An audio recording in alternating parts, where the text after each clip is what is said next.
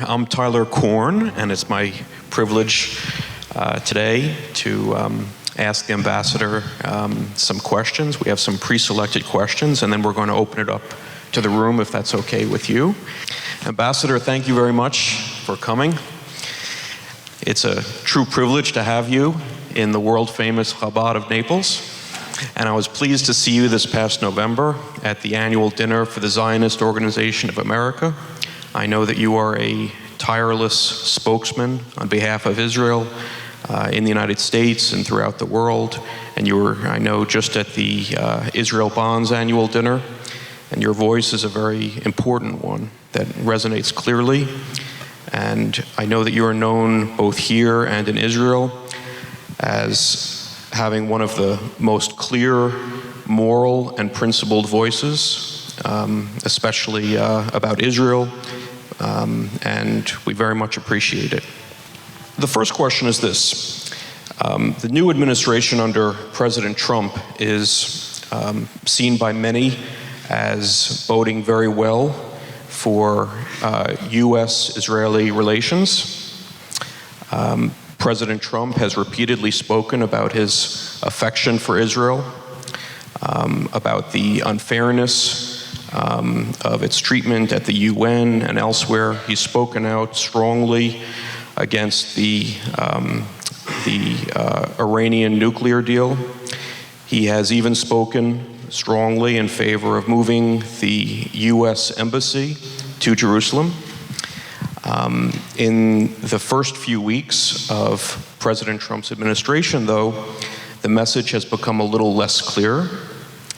And I was wondering what you think of that, especially about the possibility of moving the U.S. Embassy to Jerusalem and what you expect the United States will do with respect to the Iran deal. First of all, I'm very happy that we have Q&A. About 10 days ago, I spoke at Columbia University in New York. And everywhere I go, you have the BDS activists who come to interfere with my speeches. So every time I spoke, they would start to make an issue. So I asked them, please stay for the Q&A so I can answer your questions. They didn't stay, they all left before.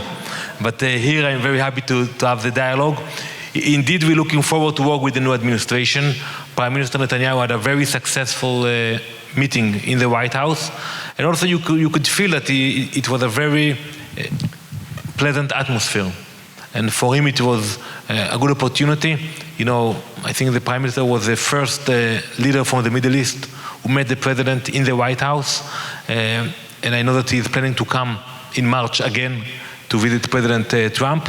So now we are in the stage of building the relationship. We will not agree about everything, but first we need to build the relationship and the channels, and it's happening now. And I'm doing it at the UN. My colleague in DC is doing it with the White House, and it looks good. Regarding the embassy, we believe that all embassies should be in Jerusalem. If the US will decide to move the embassy from Tel Aviv to Jerusalem, other countries will follow the US. It is an American decision. We will be very happy to see it happening finally. And I think that, you know, we don't run our policy according to the threats of groups. Because when you look at Ben-Gurion, when Ben-Gurion declared that Jerusalem is the capital of Israel, he got a phone call from the State Department, and they asked him, don't move the Knesset, the Israeli parliament, from Tel Aviv to Jerusalem, because it will create riots, it is very dangerous, similar thing that we are hearing now. You know what David Ben-Gurion did? The next morning, he moved the Knesset from Tel Aviv to Jerusalem. So,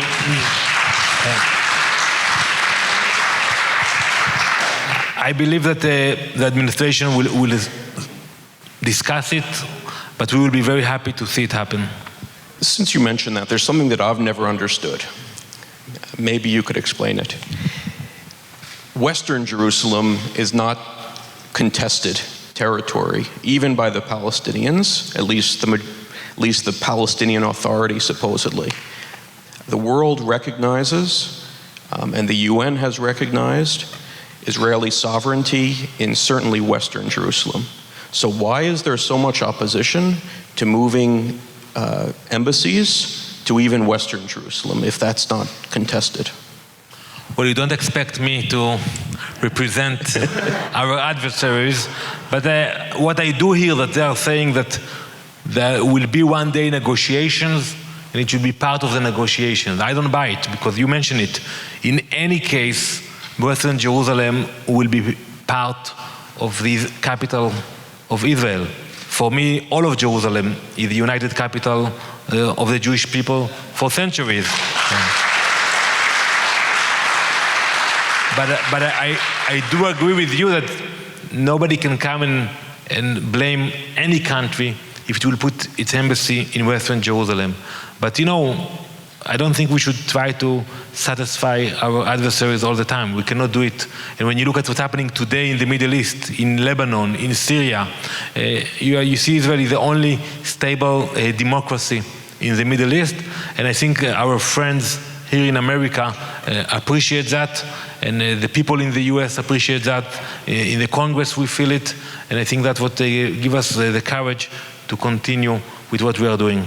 You spoke a bit about the recent and unfortunate, really comical UN Security Council resolution, which purportedly declared as illegal all Jewish settlement, not Arab settlement, but only Jewish settlement in Judea and Samaria, including Jerusalem, all the territories that were captured in the 1967 Six-Day War. What practical impact do you expect there to be from that resolution, if any? And what kind of steps can and should be taken by Israel, by the United States, to try to rescind that resolution? Well, I spoke about it, and I believe it was a bad resolution, not only for Israel, but also for the Palestinians. The resolution actually gives the Palestinians everything without negotiating. And one day, when there will be a leader, I don't know when, from the other side, from the Palestinian Authority, who would be willing to negotiate with Israel, he will say, well, I already have what I want from the Security Council. It will be very hard to negotiate with the Palestinians. And actually, I think what he did, the resolution, it makes it harder to the incoming administration and to the European countries to promote peace in the region. And also when you read the resolution, when it speaks about the illegal presence of Jews in Jerusalem, and it says specifically in the Old City. So you understand that the Palestinians wrote this resolution. And unfortunately, many of the countries voted for it without reading it. And there is another article, Article 5 in the resolution, which speaks about the BDS, to boycott any companies that deals with Israeli companies in Judea, Samaria, Jerusalem, and the Golan Heights. It's basically boycotting everybody in Israel. Because look at the Israeli banks, and you have family and friends. All of the Israeli banks, they have a presence in Eastern Jerusalem, in Gilo, Ramat Shlomo, Ramot. So basically all of the Israeli banks, and you are a lawyer by profession, all of the Israeli banks will be on that blacklist. So it's really, it brings us to the dark periods of history that the Jewish companies were labeled, and it's being done under the UN. So that's something we have to oppose. And what we should do, I think it will be very hard for us to change the resolution completely tomorrow morning. But I think we can do it gradually by passing smaller resolutions, and that's what we are working with our allies at the UN.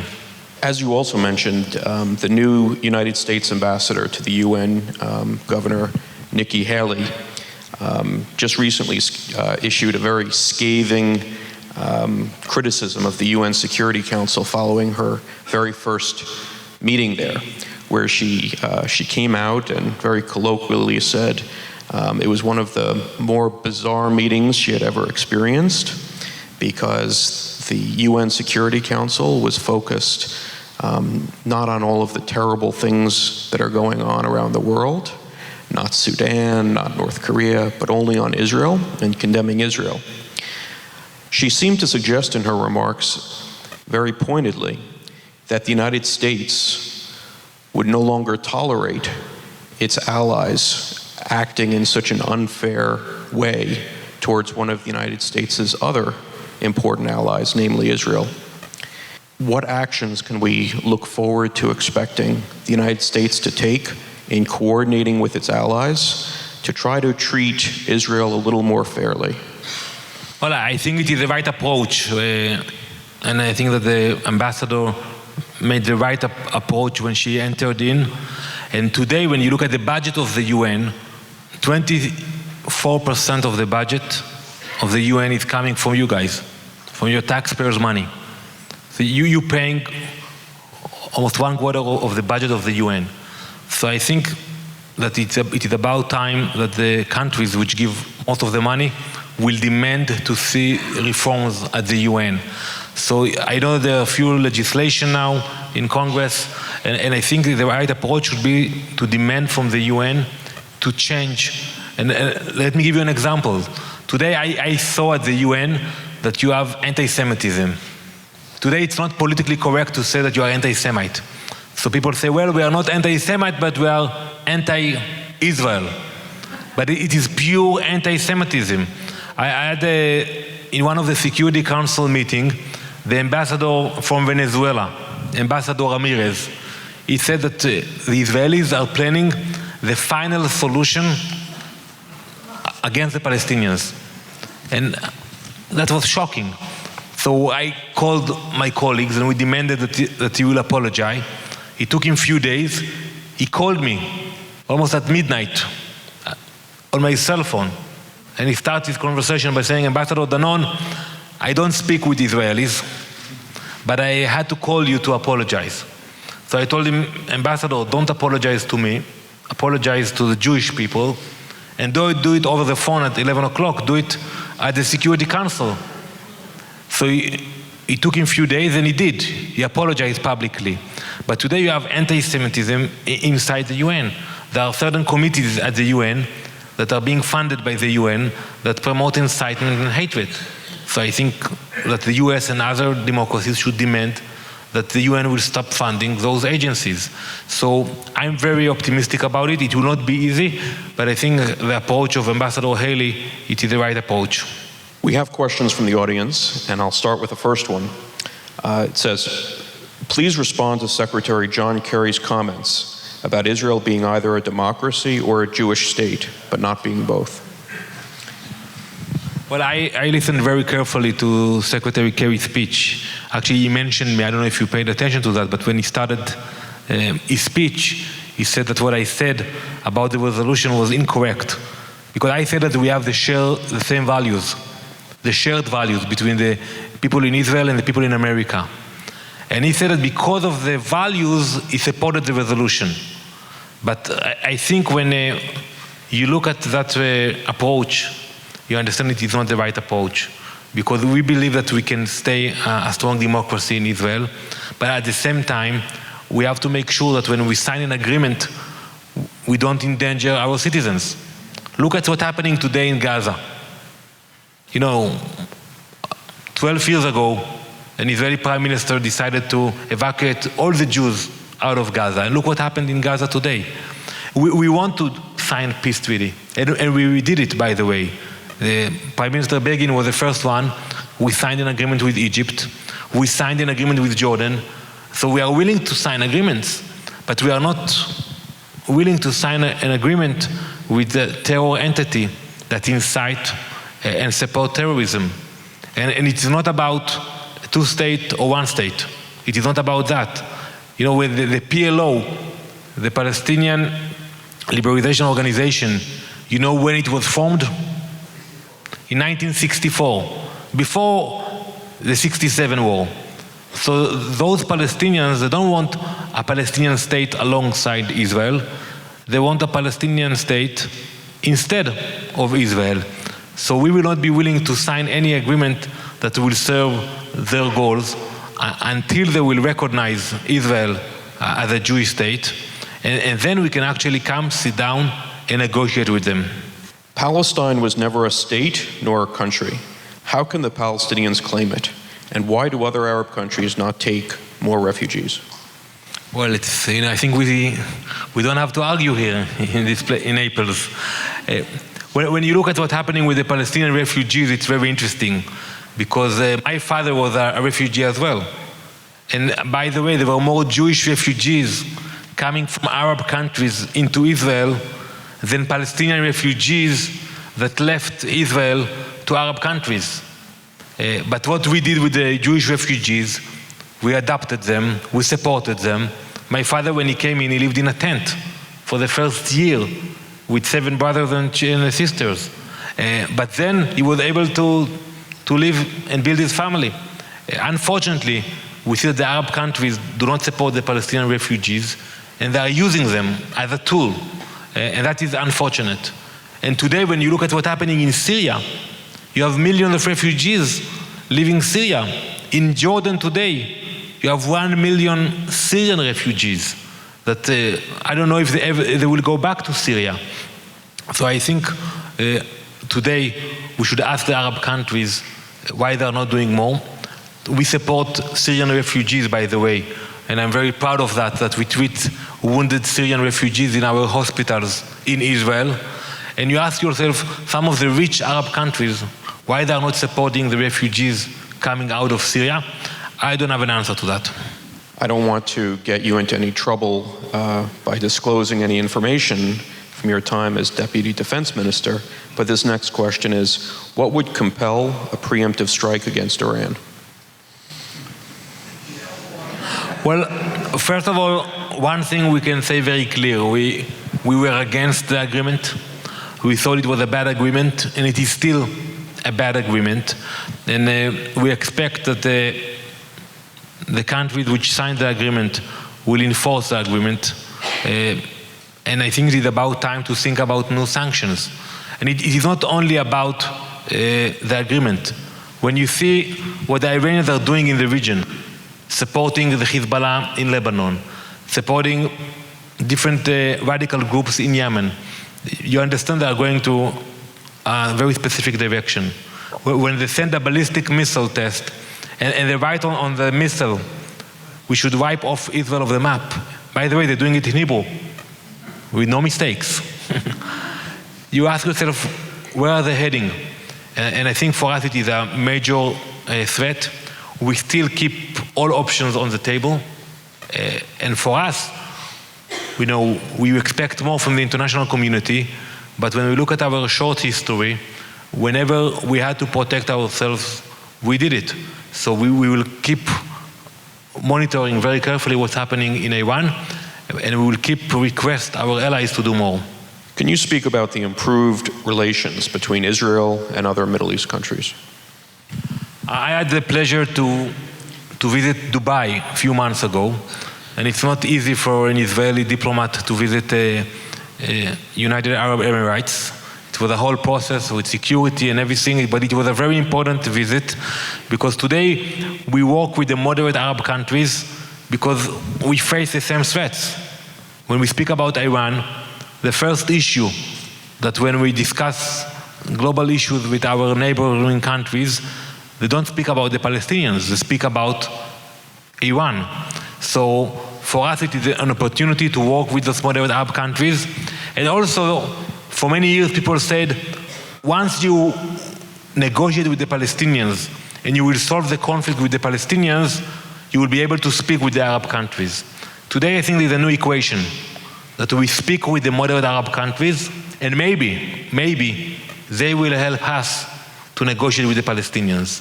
And I think when you meet those Arab leaders, they are moderate, they understand that the radical Islam is a threat not to Israel, it is a threat to Egypt, to Jordan, to the Gulf countries, and they realize it.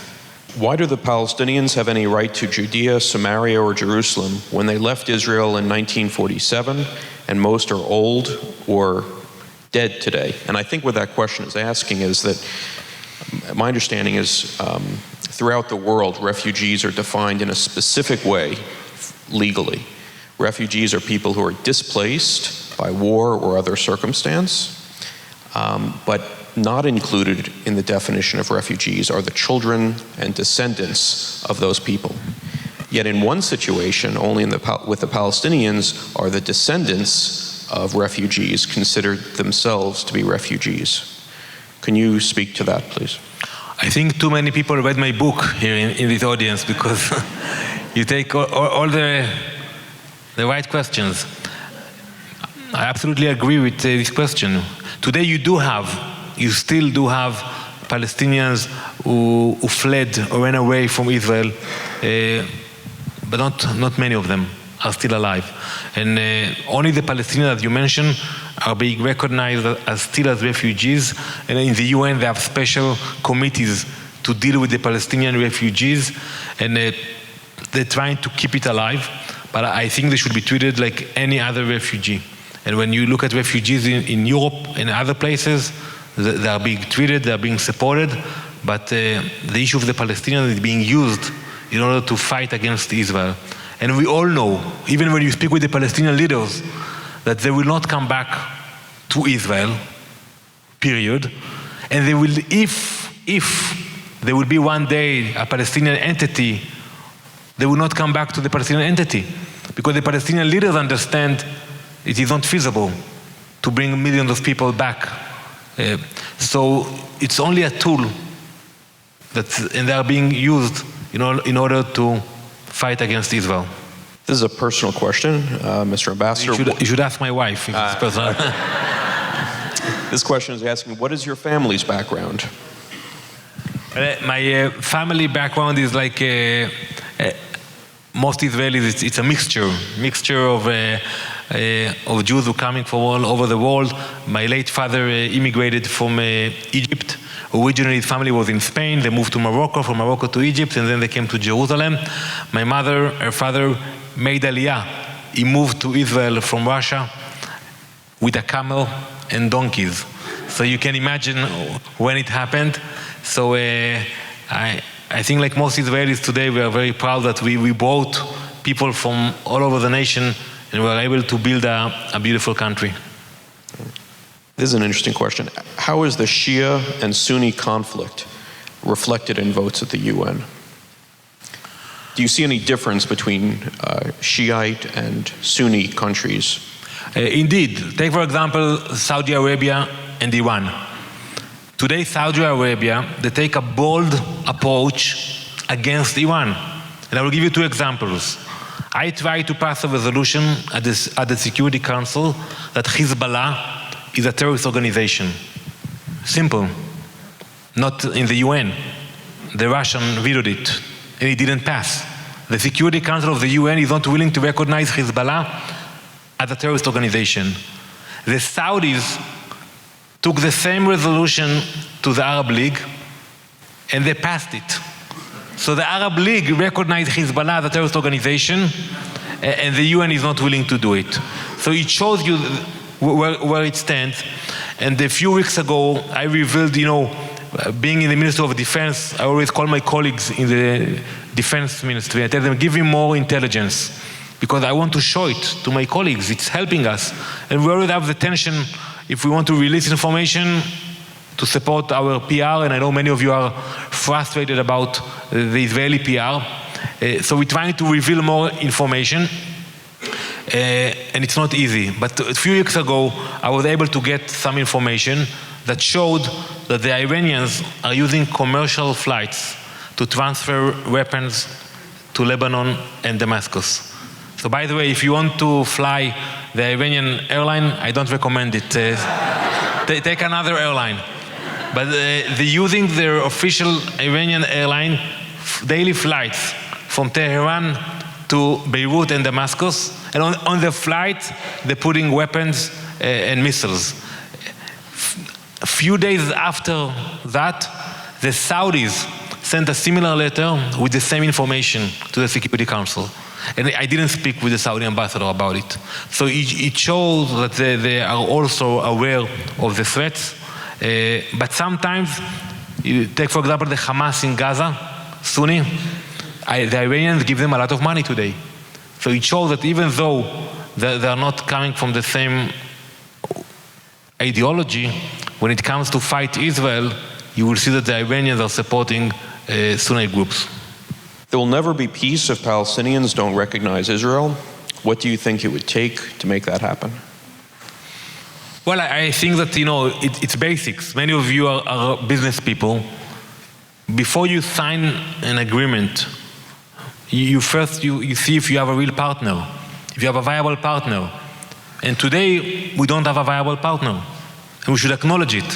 So it's not about the payments, it's not about land, it's not about settlements, it's not about Jerusalem. It's about finding a viable partner. And the Palestinians today are not willing to recognize Israel. They are not willing to negotiate with Israel. Do you know how many hours in the last 10 years Abu Mazen spent with Prime Minister Netanyahu negotiating? 6 hours. When you buy an apartment in Naples, Mayor, it takes more. And he's not willing to negotiate. He will come to the UN, he will go to the EU, he will pass resolutions, but he's not willing to sit down and negotiate. And for us, it is a sign that there's still no viable partner. How does a one-state solution work? What steps need to be taken and how long? I think that's a question about a lot of the discussion that's occurring in Israel. There's the Naftali Bennett plan to annex the areas of Judea and Samaria that are about 98% by population Israeli and 2% Arab. Can you describe the current thought process in Israel of something other than a two-state solution? I think there is no one-state solution. I think that the issue of a one-state is being used by liberals, mainly in Israel, to threaten the Israelis in the international world, that if we will not agree today about a two-state solution, and we will not make concessions today immediately, then we will find ourselves with a one-state solution. I don't agree with that. I think that today we have a complicated situation. We don't have a partner to negotiate with, but this threat, it's not for real. I don't know, and I was in the Knesset for many years, I was in the government. I don't know of any member of Knesset who is offering to actually give citizenship to all the Arabs in Judea and Samaria and Gaza and make a one state. Nobody is offering that. Some would say we should not sign an agreement today because it will be too dangerous. There's nobody to work with, and look what's happening in Gaza.